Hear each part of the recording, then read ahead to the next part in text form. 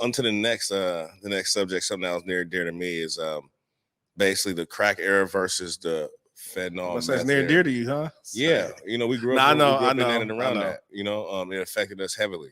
It's a serious subject, and now it's like people are being babies. It's called a disease. They're called sick now instead of junkies or crackheads. They're getting shoot safe sites. You know what I'm saying?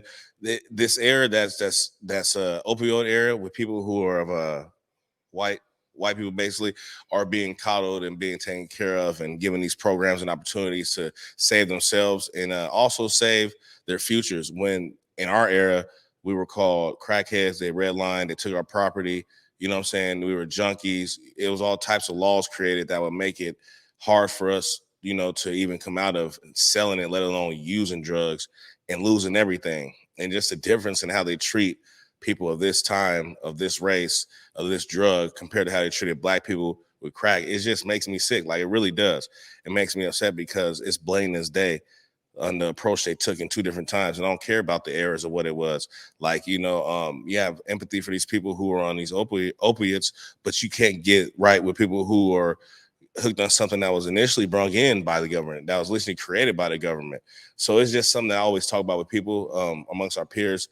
Of course, the place we're in now is not good as far as the drugs going, who's being affected and how they're being affected. But this has been going on for a long time. And just the spotlight on this it's like, you guys didn't give a damn about us, and now you want us to care. I was looking at people like, yeah, all right. You phone with the bag, buddy. Yeah, you phone with the bag, bro. You was born white with privilege, and you went and did some drugs.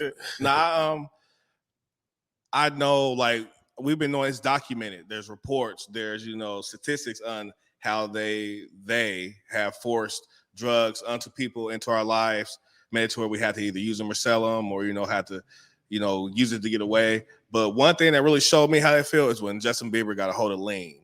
Like, because, I was a little older. My conscience, I was a little more older, So I grew up in the era where the drugs was already here, and, they didn't put any institutions to help people have safe injection sites or programs to get off. Or when you're in prison, you have a program, if you're on drugs, to help you get out earlier, where growing up, people who were on drugs were given more time, But when I seen, because people could check the timeline, like, lean was activist was a big thing. Activist was a big thing until Justin Bieber got a hold of it. Then they were like, no, Negroes, you can't have this one. And I'm gonna say it just how, because he ain't lying.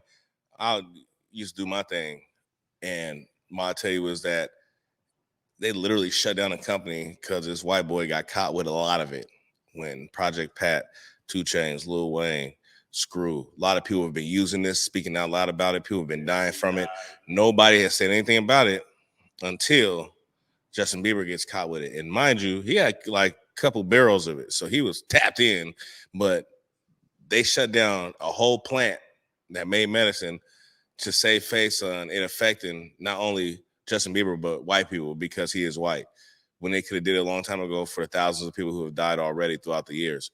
So this is another example that goes to show you how they police against us and police against others when it comes to drugs. Man, first time I saw Coke wasn't black person. It was white people. It was Tolo. And they said tween one something. I said, hell no. What the hell you guys doing? I'm scared. I'm scared as hell. Oh my God. Tween, you want something? No, man. I'm all right, bro. I'm about to drop a G or whatever that means. Do your thing, bro. Do your thing, bro.